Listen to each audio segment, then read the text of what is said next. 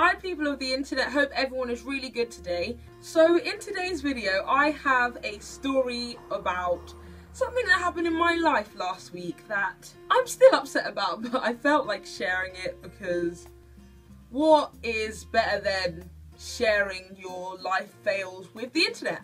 Feeling depressed by yourself isn't enough. Sometimes you just need to depress a whole other amount of people online. So that is what I'm going to do for you today. So basically, this story begins at work.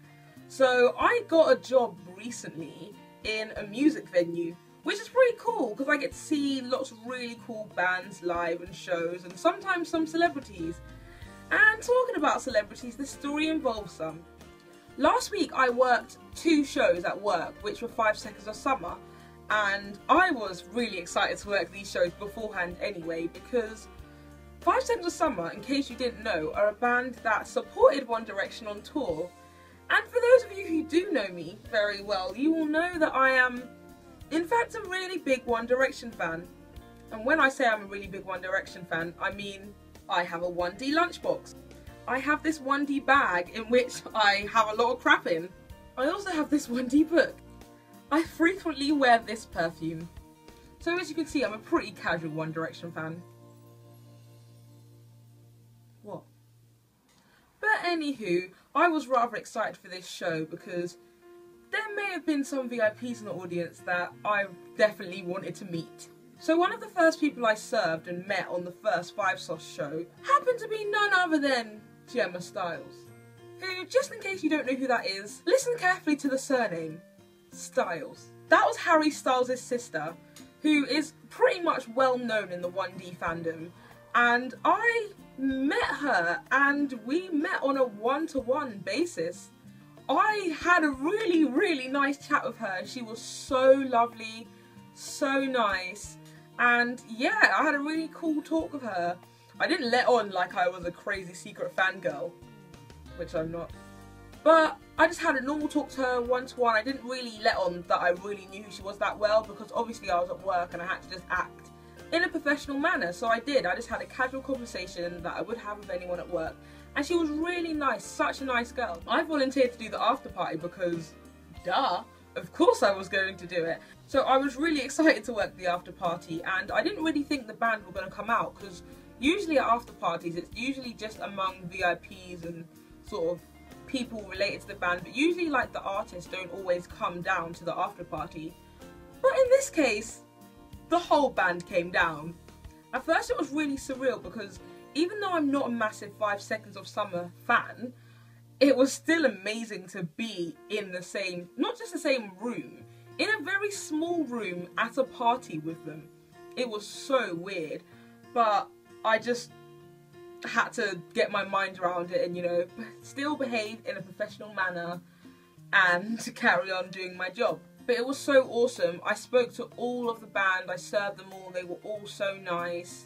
I also shared a little moment with Gemma Styles at the after party. Her label of her top was sticking out at the back and it was bugging me for some time. But when I see a label sticking out of a shirt, I have to put it back in their shirt. So at a quiet time, when she had stopped talking to Ashton and was by herself, I just went over to her and I was like, I'm so sorry, your label is sticking out of your shirt. Is it right if I put it in because I hate when labels sticking out of shirts? She literally said to me, oh my gosh, I get that way too. And we shared a moment about how we both get so annoyed about collars and labels and stuff sticking out of shirts. She also referred to me as, and I quote, the best bar person here. So, day 2 rolls around and it's the second day of the 5 Sauce shows and I'm again on the VIP bar. So there wasn't really that many people I knew on the second day of shows in the VIP bar, but it was alright because there was a tiny rumour that a certain Niall Horan was at the show. And yeah, I wasn't coping well.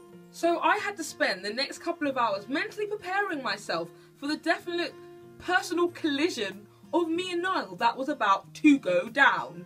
I have never been in a position in my life where I have a 100% definite chance of personally meeting a member of One Direction, and the thought of that was too hard to get around my tiny little brain. But I had to because it was going to happen. I had planned to work the after show and I was going to meet Niall Horan in the flesh at a small venue in a small room with only 2 other people on the bar with me. So there was a 100% chance that the meeting would definitely happen. So as the after party rolls round, every time the door swings open, I literally can't stop looking at the door because I keep preparing myself for Niall coming in. And obviously I was at work and I had to be professional, and if Niall did walk in I couldn't do anything but look over and admire from afar until he approached the bar, because had I approached Niall I would probably get fired. So with Niall's imminent arrival getting closer and my neck spasming out of control from the constant looking at the door every time it opened, some could say I was rather excited for his arrival. And then about 30 minutes into the party, my manager walks over to me and says, "Nana, it's time to go home now. We don't need you anymore." What? At that moment in my mind, I was thinking 2 things. The first thing I was thinking is, she's obviously trolling me. She thought it'd be funny to tell me to go home because she knows how much I love Niall. And the second thing I was thinking was, I'm not going anywhere. The security will have to pull me off this bar and throw me out of the venue because I am not missing Niall. But unfortunately, it was neither 2 of those options. It was option number 3, which was, damn, the world hates me, there's nothing I can do, I'm just gonna go home. So I had to leave. So even though I was this close to meeting Niall, it was so close to happening, it would have gone down. It didn't happen, and there was nothing I could do about it. The only other option was to get fired trying to meet Niall, and I don't have another job, so I kind of need to work. I think the most heartbreaking thing about this whole situation was on the train home, after being so gutted about being sent home and not meeting Niall, the first thing I see on Twitter is a One Direction update blog tweeting a picture of Niall at the after party, literally 10 minutes after I'd left. Why do you hate me? At that stage I realised that the whole universe is against me and I have the worst luck in the world, and I probably will never meet One Direction. I will never be in a situation like that with a member of One Direction. Unfortunately, this story does not have a happy ending. Even though in my heart I'm still not over it, I'm just gonna have to pretend that I'm over it, because apparently it's not normal for a 22-year-old girl to be this upset about not meeting a member of One Direction. So everyone, thanks for watching this video. I hope you enjoyed laughing at my pain and misery, and for those who feel sorry for me, maybe give this video a like, and maybe subscribe to my channel because I like to make videos. So I'll see you guys in my next video, and thanks for watching. Bye! Cheers to not meeting Niall.